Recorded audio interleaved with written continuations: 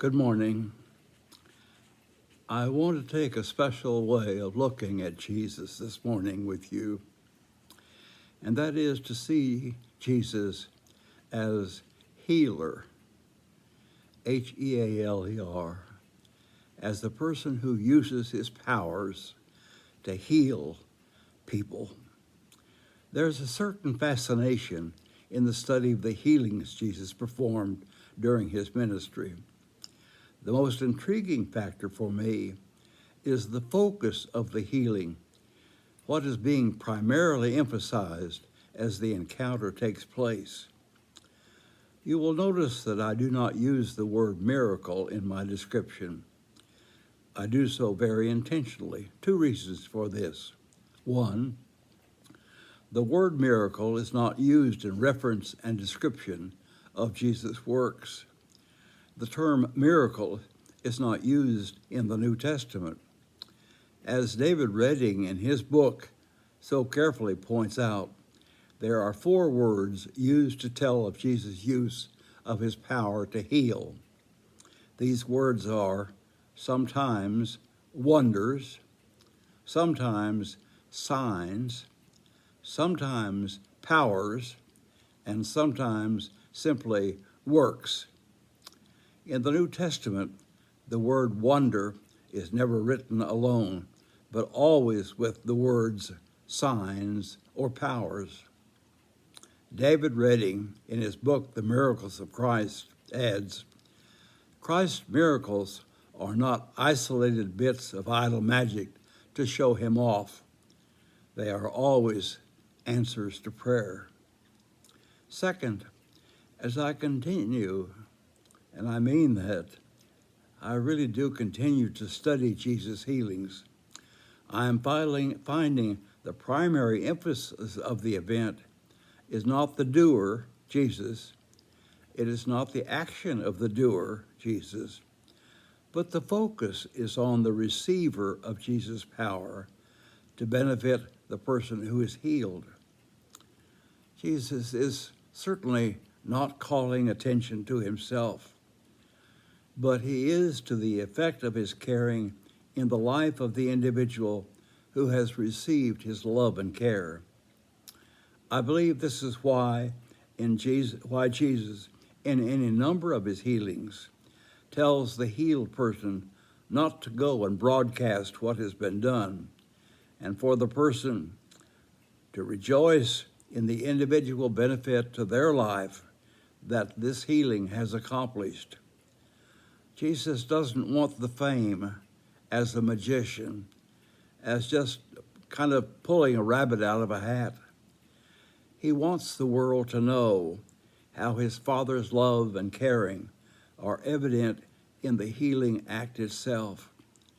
This is so very, very, very important. Let me carry the thrust of this idea into another area of application. Take preaching, for example. The purpose of preaching is to bring persons into a deeper love and faith relationship with God. And what happens in the lives of the listeners of that sermon. The emphasis is not how great the sermon was, how well it was delivered, how long or how short it was, or what grand adjectives and images were used. The ultimate focus and goal are, will the listeners hear a message which invites them into a deeper love and faith with God through the preaching, through the sermon? What happens in the life of the individual?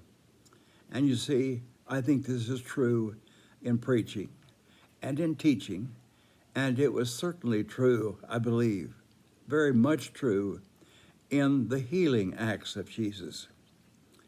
Another way of seeing Jesus' use of his healing power is that he sees in each person and individual that God loves this person unconditionally.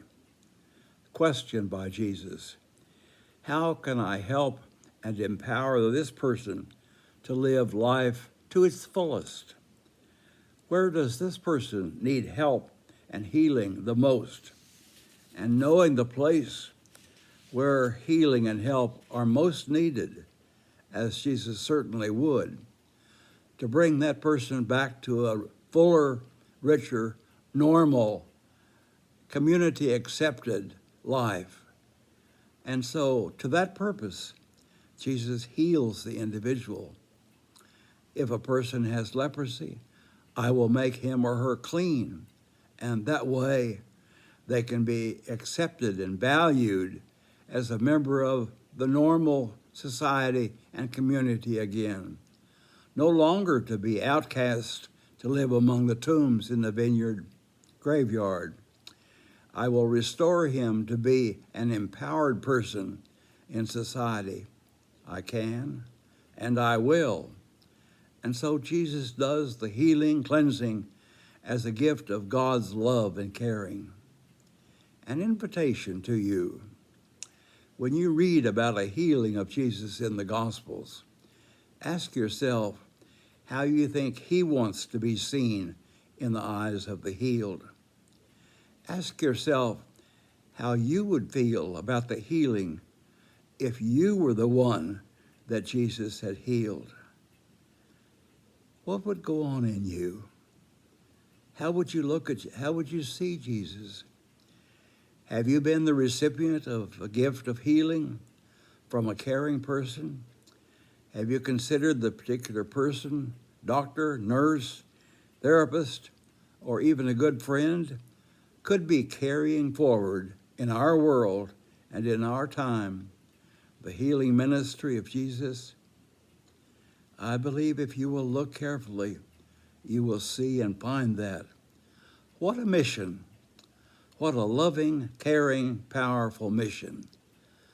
Let's celebrate that mission in the way that we receive the healing and caring of others.